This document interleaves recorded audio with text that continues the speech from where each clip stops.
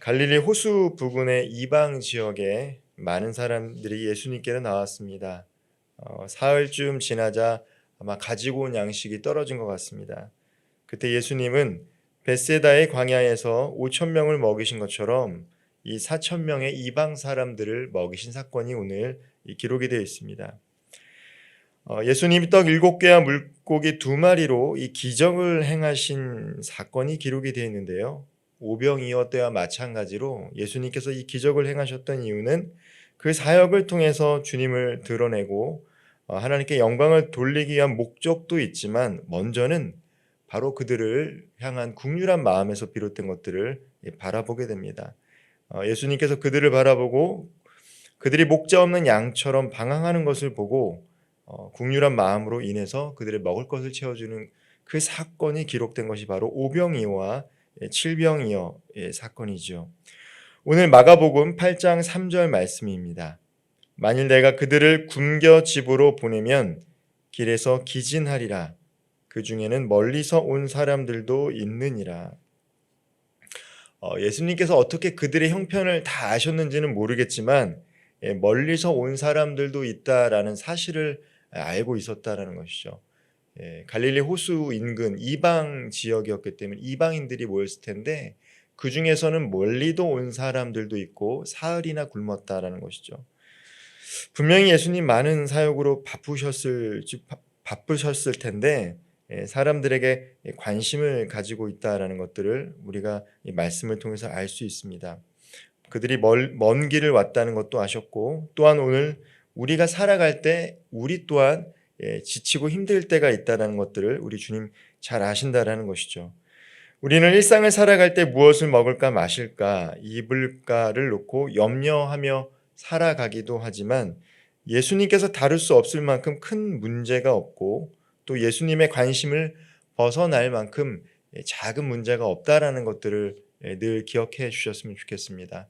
우리가 혼자 인생을 살아가는 것이 아니라 우리 주님이 우리와 동행하면서 큰 문제라도 우리는 언제든지 주님 앞에 나아갈 수 있고 이 작은 문제 고민하고 있지만 그 문제까지도 우리 주님 우리에게 관심을 가져주고 있다라는 것이죠.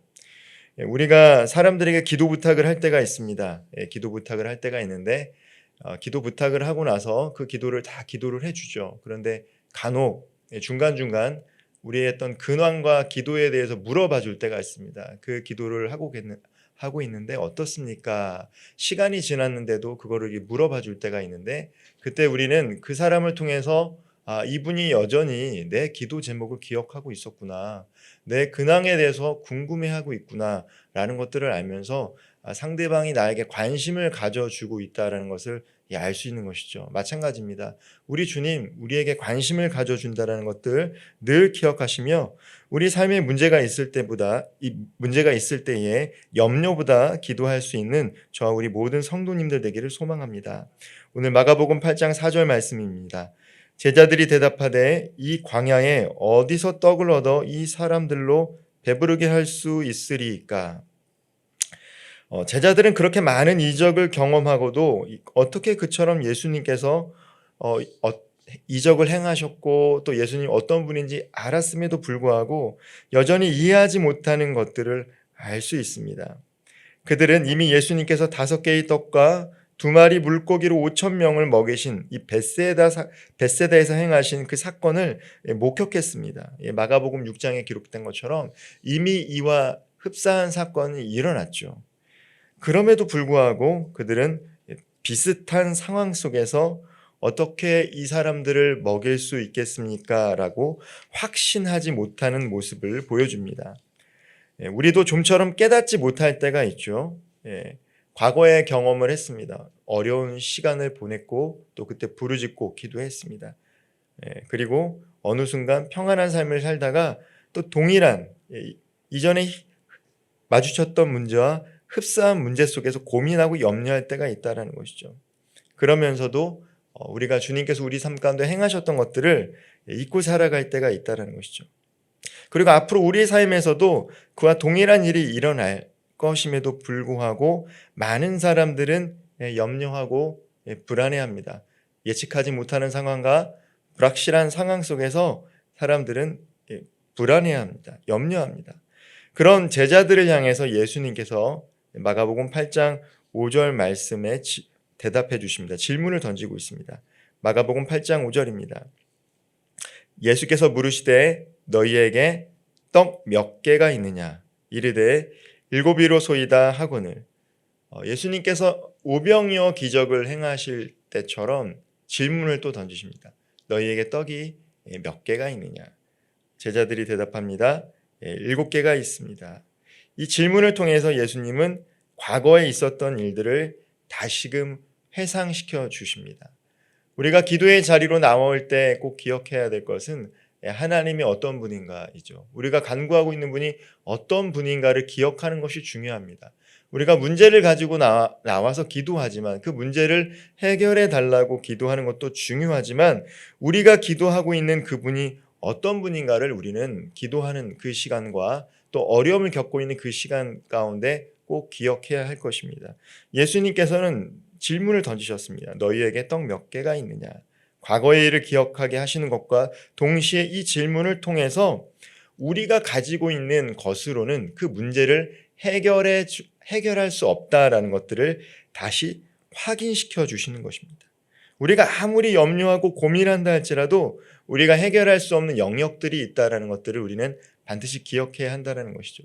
기도 가운데 하나님이 어떤 분인가, 하나님이 그 일들을 이전에 행하셨고 오늘도 행하실 수 있고 앞으로도 행하실 수 있다는 것만 우리는 기억하면 된다는 것입니다. 불가능을 가능케 하실 수 있는 하나님께 모든 것을 맡기면서 우리는 신뢰하는 삶을 살아야 할 줄 믿습니다. 마가복음 8장 7절 말씀입니다.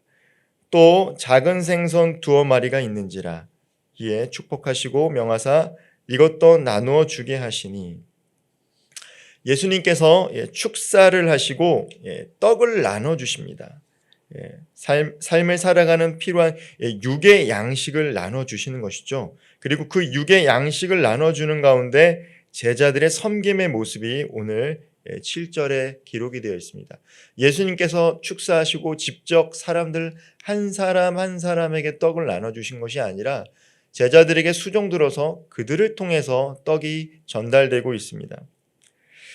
장차 제자들은 주님의 보내심을 받고 생명의 양식, 떡의 양식을 전달했던 이 제자들은 장차 주님께서 이 땅에서 승천하시고 성령 충만함을 받고 이제 생명의 양식을 전달하는 전달자의 사역을 감당해야 할 사람들입니다.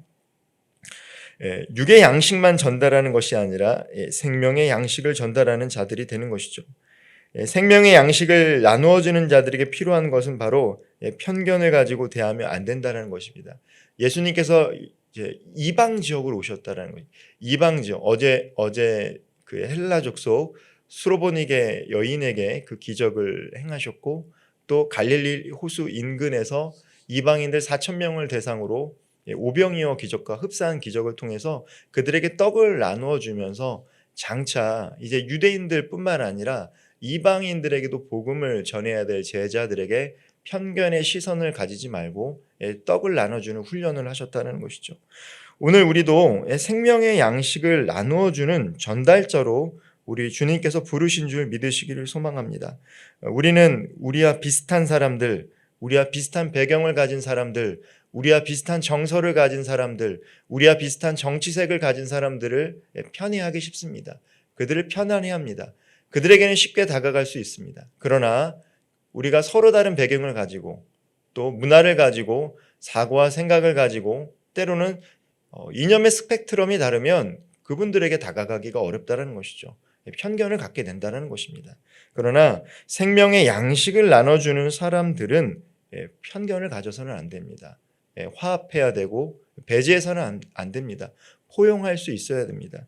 주님께서는 제자들에게 이방인들에게 떡을 나눠주는 그 훈련을 통해서 편견을 갖지 말고 긍휼한 마음으로 그 사람들에게 그들이 필요한 것들을 나눠줄 수 있도록 훈련시켜 주셨습니다. 하나님께서 우리를 통해서 우리가 만나는 영혼들에게 생명의 양식을 전해주기를 우리를 통해서 이루어지기를 소망한다는 것들을 꼭 기억하고 생명의 양식을 온전히 전달해 줄 수 있는 거룩한 통로의 삶을 살아갈 수 있는 저와 우리 성도님들 되기를 소망합니다. 마지막으로 8절 말씀입니다. 배불리 먹고 남은 조각 7강주리를 거두었으며, 이것은 오병이어와 이 사건의 기록이 흡사합니다. 비슷합니다. 질문을 던집니다. 그 질문을 통해서 우리 힘으로는 그 문제를 해결할 수 없다는 것들을 깨닫게 하시고, 그리고 주님께서 놀라운 기적을 행하시는데 그 기적은 모든 사람들이 먹고 남을 만큼 주님께서 공급해 주시고 채워 주신다라는 것들을 우리들에게 알려주고 계십니다. 벳세다 광야에서 마찬가지로 예수님께서는 모든 사람이 배가 부를 만큼 풍성하게 공급해 주셨습니다. 예수 그리스도의 공급은 늘 모자람이 없고 넘치고 필요 이상으로 공급해 주고 있음을 우리는 마가복음을 통해서 다시 한번 깨닫게 됩니다. 우리가 간절히 간구할 때 우리 주님은 모자람 없이 넘치도록 부어 주실 줄 믿으시기를 소망합니다. 우리는 연약하기 때문에, 부족하기 때문에 늘 염려와 고민과 불안 속에서 살아갈 때가 많이 있습니다. 그러나 하나님은 우리의 필요를 잘 아신다라는 것이죠. 이방인들을 먹이셨던 그 하나님은 하나님께서 선택하고 부르신 사람들에게도 동일하게 역사하신다라는 것들을 마가는 증거하고 있습니다. 우리는 어떤 사람들입니까? 이미 복음에 빚진 자들입니다. 우리가 복음을 들을 수 있게 된 것, 예수 그리스도를 믿게 된 것은 누군가가 우리에게 생명의 떡을 전해 주었기 때문입니다. 우리의 부모님이 될 수도 있고, 우리의 형제 자매들이 될 수도 있고, 우리 사랑하는 친구들이 될 수도 있고, 인생의 선배들이 될 수도 있고, 혹은 교회에서 만난 지인이 될 수도 있습니다. 누군가 우리에게 생명을 떡을 전해 주었기 때문에 오늘 우리는 복음을 듣고 주님의 자녀가 된 것입니다.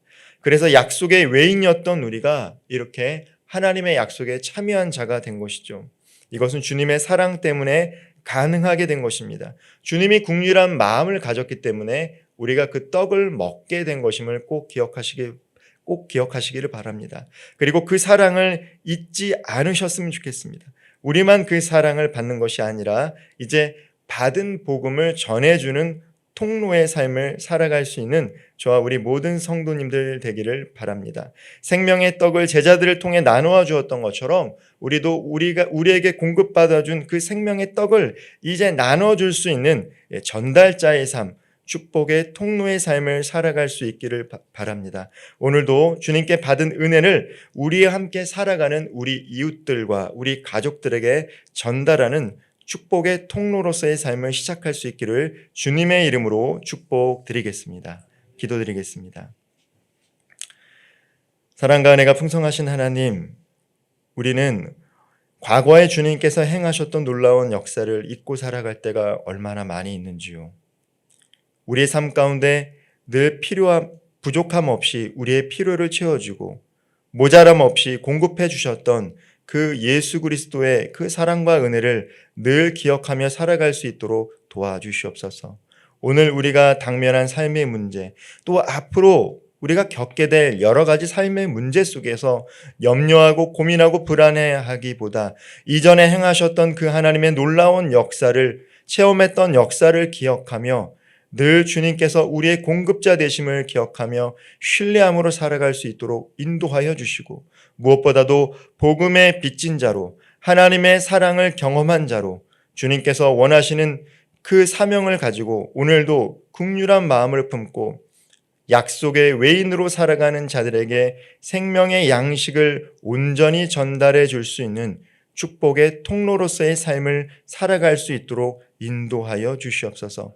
제자들에게 귀한 사명을 맡기셨던 것처럼 오늘 이 새벽에 말씀을 듣고 함께 기도하는 모든 성도님들에게도 동일한 사명을 주셨음을 기억하며 오늘도 우리가 만나는 가족들과 주변 사람들에게 예수 그리스도를 증거할 수 있는 복된 삶 살아가게 하여 주시옵소서.